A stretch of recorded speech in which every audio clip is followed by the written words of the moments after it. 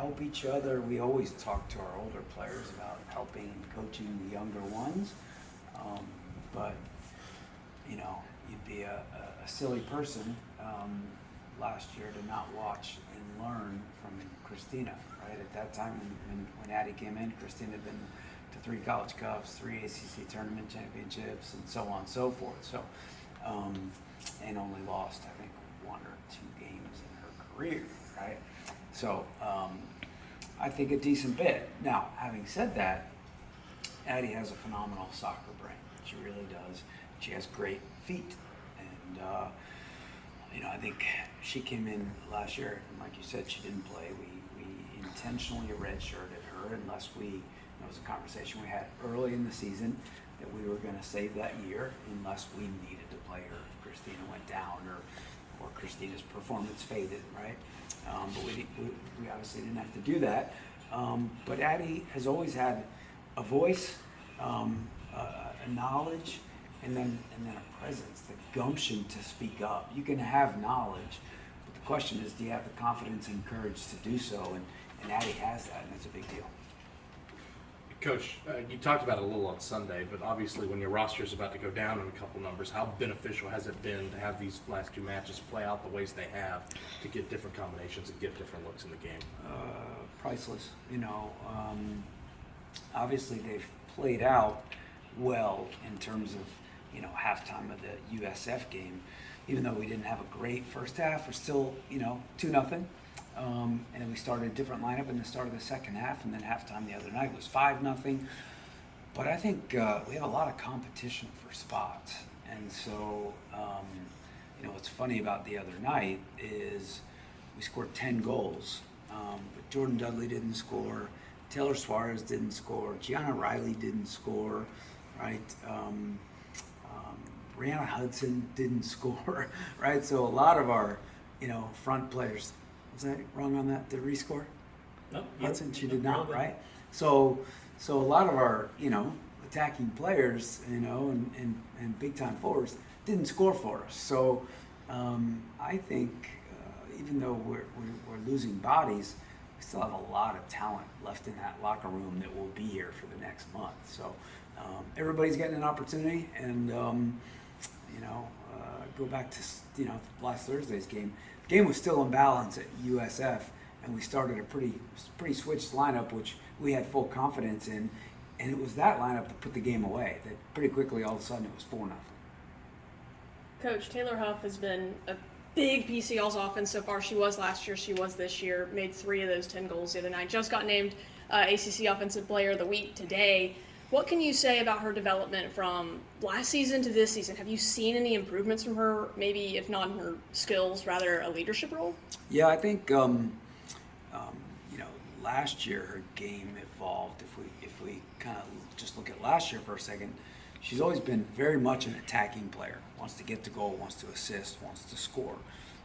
And she obviously had, I think, 12 plus assists last year and X number of goals, maybe 5 or 6.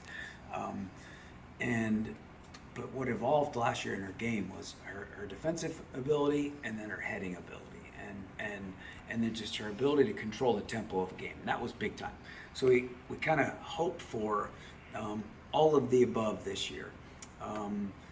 She's a senior, right? And a lot of times seniors and players in this program, they sometimes put a lot of stress and pressure on themselves to be elite and great all the time.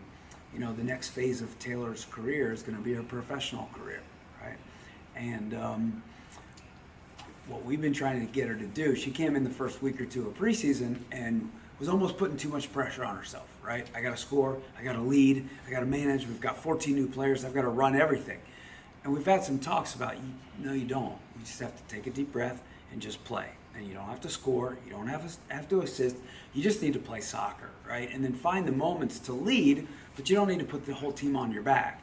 And I ran into her in the hallway last weekend after the game. She was coming to meet with the media, and I had just finished my media, and we just kind of locked eyes and smiled at each other. And she's like, I'm just playing. I'm just playing freely, and I'm not thinking, right? Sometimes our brains can really work for us, and sometimes our brains can absolutely demolish us. And I think you know, her brain was demolishing her a little bit, right? And she found it, total credit to herself, she found it in herself to take a deep breath and not think, not worry, turn the brain off, and just play soccer. And as a result, in my experience, the more players, especially elite players, when they do that, the game takes over and great things happen. And as you just said, big time things happen for her over the weekend. Coach, with Rice and then obviously Georgia coming up, good weekend. Nice to do it at home, though. 100%. All right, you take away that travel piece, right? Last week it was only a 4-hour trip to USF, but it's still a trip. And like we just said, we have 14 new players on our team, and we're dipping into pretty much all of those players, except for one goalkeeper has played, and Nina, who sat out that suspension, but everybody's playing. And so it was still a Thursday, Sunday weekend last weekend with the travel involved.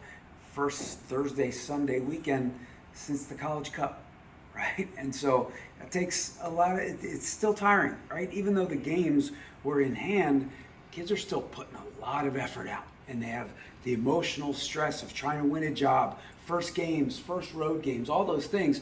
So to not only have these next two at home, to have them spread out a little bit. Because when we play Rice on Thursday, we are down to 14 field players, but it's our third game in 9 days or 8 days, whatever the case may be. So we did next to nothing in training today. We're going to do next to nothing in training tomorrow and try to get our kids as fresh as possible for Thursday. And then we have the weekend off and to relax and recover, and then play obviously a very good Georgia team at home next weekend. But I will say that I'm glad that we are the East Coast team in this relationship, and my name's not Cal and my name's not Stanford. Coach, knowing that this team haven't allowed a point yet, just seeing how they perform defensively, just thoughts on that, and how good it is for the goalie just to sit pretty for those last couple of days. Yeah, it's great, especially because in that exhibition against TCU, we were really happy with scoring 5 goals, especially in the first half. But we gave up 2, and we could have given up more. We gave up some really good chances against TCU, both in the run of play and on set pieces. So that was such a value in playing a high-level team like that. TCU is a very good team, and they're 2-0 right now, and they haven't given up a goal since the goals they gave up to us. And so it tested us, it stressed us. We had a lot of video, we've trained a bunch, and so we took those goals to heart. And so we went out last weekend against USF and then on Sunday against UNF, and we didn't want to give anything away in the run of play or on set pieces. And we've done that so far. And on Sunday against UNF, this is very selfish, but we didn't give up any shots in the first half. And honestly, we were annoyed to give up 2 in the second half because we were trying to be that stingy. And that, I don't know if that's greedy or not, but the standard's high. So it's a big deal, and we don't take it lightly, and we celebrated it for sure on Thursday against USF because that was our first opportunity after TCU. We didn't really celebrate it on Sunday because we were so concentrated on celebrating 10 goals. Anything else? Is it hard to glean, like if you